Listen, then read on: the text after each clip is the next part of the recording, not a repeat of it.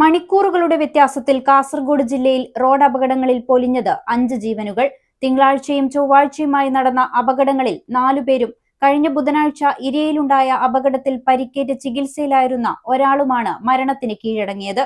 ഓരോ വീടുകളിലെയും വലിയ പ്രതീക്ഷകളായിരുന്ന 5 മനുഷ്യജീവനുകളാണ് ഈ അപകടങ്ങളിലൂടെ പ്രിയപ്പെട്ടവർക്ക് നഷ്ടമായിരിക്കുന്നത്.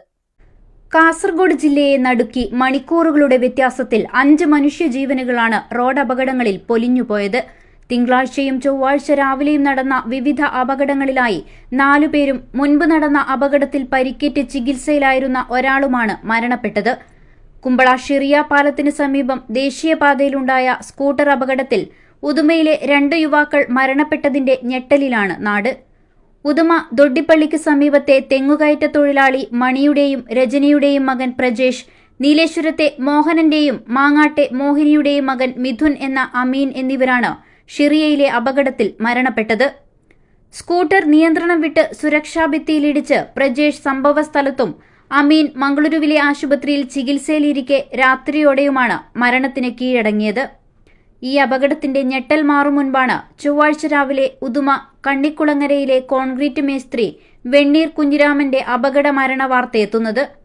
KSTP റോഡിൽ ഉദുമ പള്ളത്ത് വെച്ച് കുഞ്ഞിരാമൻ സഞ്ചരിച്ചിരുന്ന ബൈക്കിന് പിന്നിൽ ലോറി ഇടിച്ചായിരുന്നു അപകടം. പരേതരായ ചോയി വെള്ളച്ചി ദമ്പതികളുടെ മകനായ കുഞ്ഞിരാമൻ വലിയൊരു സൗഹൃദ വലയത്തിന് ഉടമയായിരുന്നു. സുമതിയാണ് ഭാര്യ. രാഹുൽ, അർജുൻ, അഭിരാം എന്നിവർ മക്കളാണ്.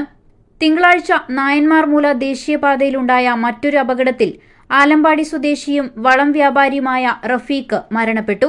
റഫീഖ് സഞ്ചരിച്ചിരുന്ന ബൈക്കിലേക്ക് മീൻ ലോറി ഇടിച്ചു കയറുകയായിരുന്നു.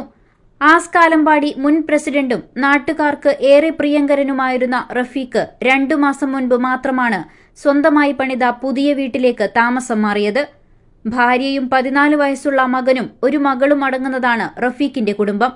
ഇതിനൊപ്പമാണ് കഴിഞ്ഞ ബുധനാഴ്ച ഇരിയ പള്ളിക്ക് മുൻവശത്ത് വെച്ച് സ്വകാര്യ ബസും സ്കൂട്ടറും കൂട്ടിയിടിച്ച് ഗുരുതരമായി പരിക്കേറ്റ് ചികിത്സയിലായിരുന്ന ഇരിയ മണ്ടേങ്ങാനത്തെ ഫറൂഖും തിങ്കളാഴ്ച രാത്രിയോടെ മരണത്തിന് കീഴടങ്ങിയത്.